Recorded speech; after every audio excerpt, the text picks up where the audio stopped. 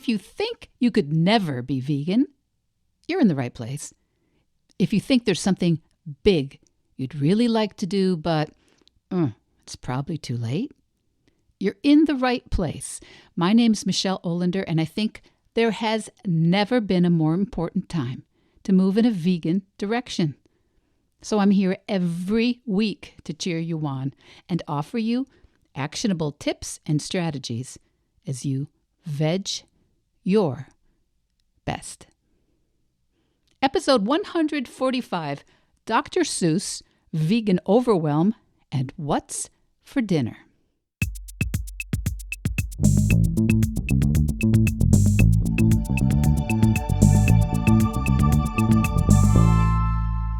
Welcome back, my Veg Your Bestie. You know, lately my mind has been the proverbial pinball machine, and focus, it's been in short supply.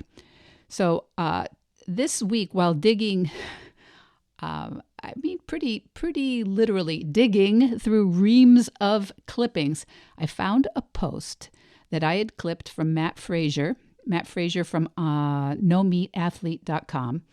I had clipped one of his posts for a client, and the title of the post, The Dr. Seuss Secret to Simplifying Your Meal Planning. And before I go on, that post, we'll link to it in the show notes. The Dr. Seuss Secret to Simplifying Your Meal Planning. And small tangent, there's actually a Dr. Seuss museum in Springfield, Mass. And I think almost, every American knows Dr. Seuss. But Theodore Geisel, a.k.a. Dr. Seuss, he was one of my favorite authors as a small person. My favorites were McGilligan's Pond and The Sleep Book. But my kids all learned to read with Dr. Seuss. And that is part of the point of Matt Frazier's post. Books like Seuss's iconic Green Eggs and Ham. Green Eggs and Ham was written with a very tightly constrained, tightly simplified vocabulary of fewer than 50 words. So that makes it a marvelous introduction for new readers. And also because it was a focus of his creativity to make a virtue out of that constraint, it's an enjoyable, memorable book for the rest of us. So anyway, the point of Matt Frazier's article is that with all the millions and millions of cookbooks and online recipes, how is it that we are so often overwhelmed and at a loss for what to eat for dinner? But maybe, Matt writes, maybe limiting your options can actually help you be much more creative and much more effective. And he includes a quote from musician Jack White of the White Stripes, saying, "Telling yourself you have all the time in the world, all the money in the world, all the colors in the palette, anything you want, that just kills creativity." I'm going to repeat that because I love it. Telling yourself you have all the time in the world, all the money in the world, all the colors in the palette, anything you want, that just kills creativity. Jack White. And it's why in coaching, we often talk about the value of constraint. Most of you listening to this podcast, even if you are right now in a very challenging season of your life, the challenge could be in terms of your health, your finances, your family situation, even when circumstances have really been curtailed, even then, most of us have more choices and options than human beings in the history of this planet. And I think we forget the emotional challenge, actually the burden that millions of choices can be on our human body and psyche. We are humans who evolved to live hand to mouth in perilous times with very few options. So constraint, as artificial as that can sometimes feel for my clients, constraint can really help us regain our focus. It can help us tap into a feeling of some productivity and some traction. And I always suggest that when you notice you have too many choices and you don't know what to do, pick one. Pick one. Pick one to really focus on. And listen, I'm not just talking to you, my Vedge bestie. I'm talking to me.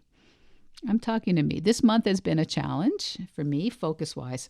And you'd think my ADHD brain, I'm just about to turn 64, you'd think I'd be used to it by now. But sometimes it's still a little bit harder than other times. Anyway, so this article by Matt Frazier, which as I say, I'll link to it in the show notes.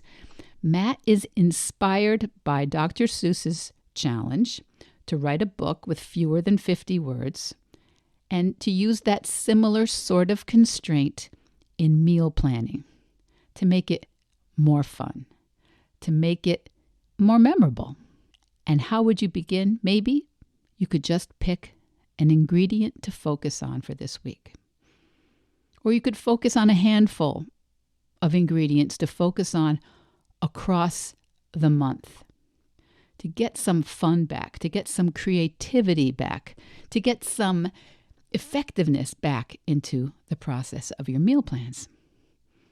Now, I want you to read his article, so I'm not going to give it all here, but instead of looking for a great recipe in a literal sea of recipes, just decide in advance on a handful of ingredients you know you want to have in your meals. Focus on those, maybe for the season or for the month. You know, at our house, the standard foods that we have on hand, I'm going to say pretty much all the time, but certainly right now, chickpeas, arugula, spinach, watermelon, bananas, whole grain pasta, whole grain bread, veggie burgers in the freezer, sweet potatoes, broccoli, tomatoes, and nuts. So, some variation on that. But that really, over the past 8 years, those items are virtually always on hand. And they mean that without thinking very hard, without thinking very much, we can always put something together for dinner. Now, in fact, I cooked up this morning the dried chickpeas that I put to soak last night. And it's so not complicated. I soak the dried beans in salted water. And I personally do not believe, after all these years of cooking beans, I do not believe the people who say you should not put salt into dried beans until they're close to cooked. I think that's nonsense. But you do you. You do any way you want. But after 12 or 24 hours of soaking, I just cook them. I cook the beans. And if I have it, I cook them with some garlic, bay leaves, celery, brown and green cardamom, a couple of slices of ginger root if I have them. And if I don't have those things, I don't add them and I don't worry about it. And the chickpeas are, I would say almost invariably, to my taste, very, very good. And those chickpeas can go in hummus. They can be mushed up in sandwiches. They can be in pasta. They can be in salad. Now, I could look through a million books and online websites for a better thing to prepare, or I could just always have chickpeas. I could just always have chickpeas on hand and cook them every week or two in a very simple way. So this is what Matt Frazier from NoMeatAthlete.com is saying. Look for ways to simplify. Look for ways to constrain your weekly meal planning to a Seussian level, to a green eggs and ham level, if you will. And if you're my age, you might remember the ads that Wednesday was Prince Spaghetti Day. Some people like Taco Tuesday or Pizza Night on Saturday. These are all ways to help us just make a decision ahead of time. And we'll be talking about making decisions ahead of time more this month, because I think it's such a valuable thing to do. We like to be spontaneous, don't we? We like to be flexible for other people.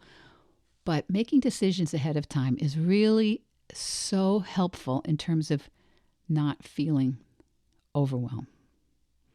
So if you're new to cooking plant-based, you might forget that most of us were overwhelmed by what to make for dinner long before we decided to go vegan, okay? Most of us are just plain overwhelmed.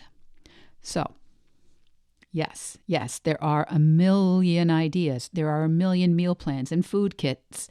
There are a million cookbooks and vegan recipes out there, but that could actually be a part of the problem.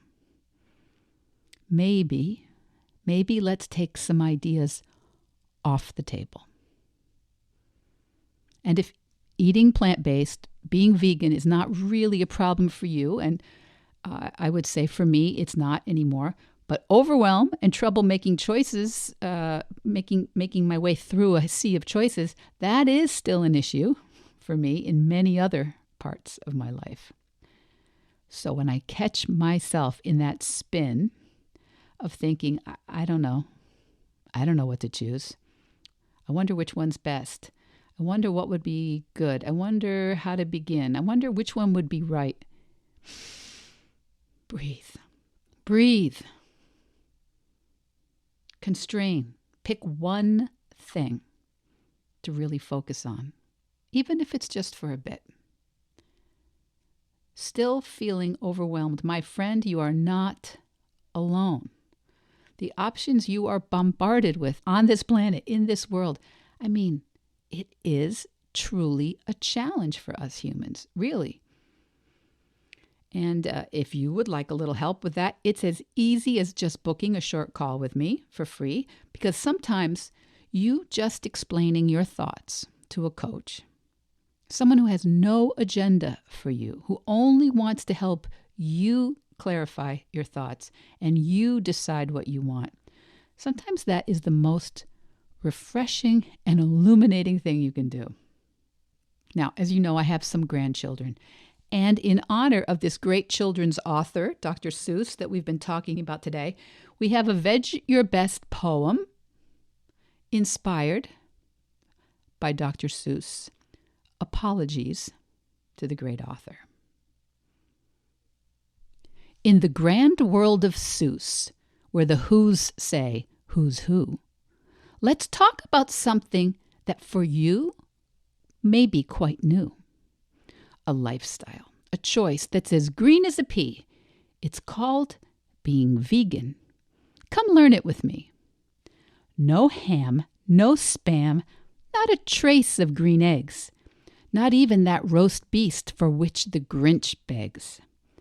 No milk from a cow, nor eggs from a hen. Meat, eggs, and dairy? This is now. That was then. It's all about plants now, from the ground and the tree. Greens, fruits, and mushrooms as fresh as can be. Grains, seeds, and nuts. But please, don't forget, beans and legumes, the best protein yet. No need for the sneetches to hoot and to holler. Being vegan's not just about how you spend your next dollar. It's about our blue planet and keeping her neat by choosing foods that don't tend to deplete. Oh, the places you'll go and the foods you'll discover. Quinoa and tofu and nuts like no other. There's a world of tastes waiting, I hope you'll agree, in the land of the vegan, where your taste buds are free. There's a myth you might hear in the jungle of Nool that vegans are weak and that they're just not that cool. But dear Horton heard it, and he heard it quite clear. Vegans are strong. You need have no fear. To be vegan today, you don't need the Lorax. No need to speak fluent eco-forest. Just relax. Choose with your heart, think twice with your head, and opt for whole plant foods on your plate instead. So try it. Try it. You may, I say. Try vegan living for just 1 month, week, or day. You may really like it. I think you will see in the world of vegan, you're happy and free. In this tale a la Seuss, we must now reach the end. A message of love to you all we now send. To the earth, the animals, and our health it's a boon under the light of this green vegan moon. Okay, kids. Okay? That's my homage to Dr. Seuss today. So if you're feeling some overwhelm, just remember, it's because you have some thoughts that you need to try more, learn more, research more, find out more. Pick one thing. Start by picking one thing to focus on. Simplify, constrain, and let me know how it works for you. Or let me know how you've done that in the past. When we are scattered, it is really hard to make progress. It is really hard to get better at anything. So this week, pick one thing. Honestly, just decide. You're going to learn very quickly what works well and what doesn't. And that's actually very valuable, really, really helpful. Even things that don't work. You can decide to change your approach. You can decide to ask for help, or you can just put it aside and pick something else. So, the link to Matt Fraser's article on Dr. Seuss and meal planning from nomeatathlete.com, that'll be in the show notes. And did you know that in the show notes, you can also find a way to leave me a voice message? That link is also in the show notes. Okay, so lots of reasons to go in the show notes today. Let me know. Let me know your thoughts about today's episode, how you simplify your plant-based meal planning, or how you simplify any other part of your life. You can also use that voice message to ask me a question and let me know if I can share that question on an upcoming episode. But in the meantime, like every week, until next week, veg your best. Veg Your Best podcast production, music, and editing by Charlie Weinshank. Thanks, Charlie.